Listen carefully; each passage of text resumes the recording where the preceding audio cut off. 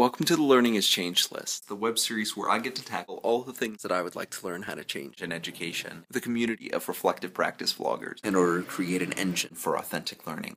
So I've been thinking about the term blended learning for a little while now, and it causes me heartburn every time that somebody describes blended learning as a spectrum between online learning and face-to-face or brick-and-mortar learning, and that if you are doing blended learning, that you are somewhere on that spectrum. And it causes me heartburn because I think that online learning works in a number of different situations, and face-to-face learning works in a number of different situations. There is research and pedagogy behind both, and if you are trying to combine the two, you are combining two fully formed working pedagogies in the middle somewhere, and what comes out of it isn't better than the sum of its parts.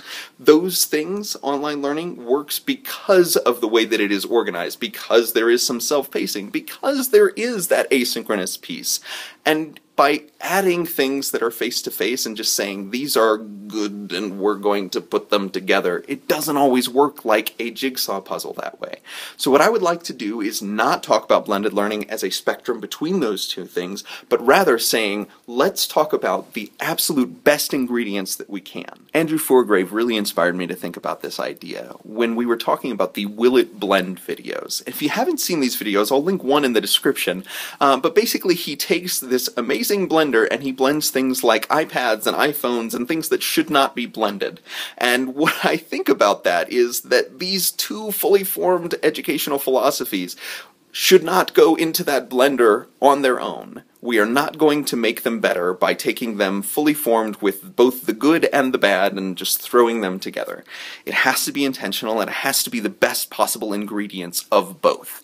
So what I'd like to think about are what are the best possible ingredients of online learning: the connectedness, the ability to bring in expertise, the ability to do asynchronous learning, the ability to have that aspect of going back and relearning something, or going deeper and taking a deeper dive into a particular topic.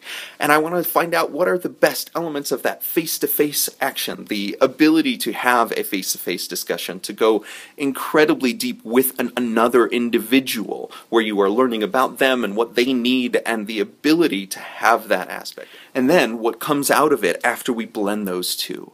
What are the things that are not possible in either of those places, where you have this ability to create a learning path that you can check in with another person on a daily basis?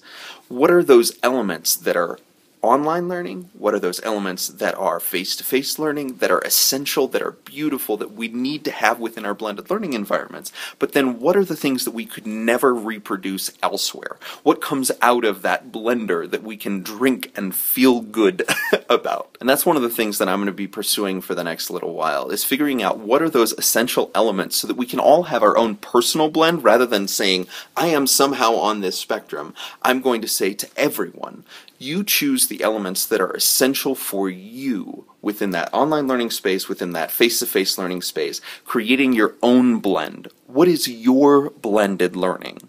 What is your understanding of what is essential out of these two fully formed pedagogies? If you'd like to help me figure that out, please let me know what you think your essential ingredients are from your face-to-face teaching, or from your online teaching, or from your blended teaching. What are those essential ingredients that we need to be blending and allowing others to blend within an environment? Please do so in the comments, subscribe on YouTube, or join us on the Google Plus community for reflective practice vlogging.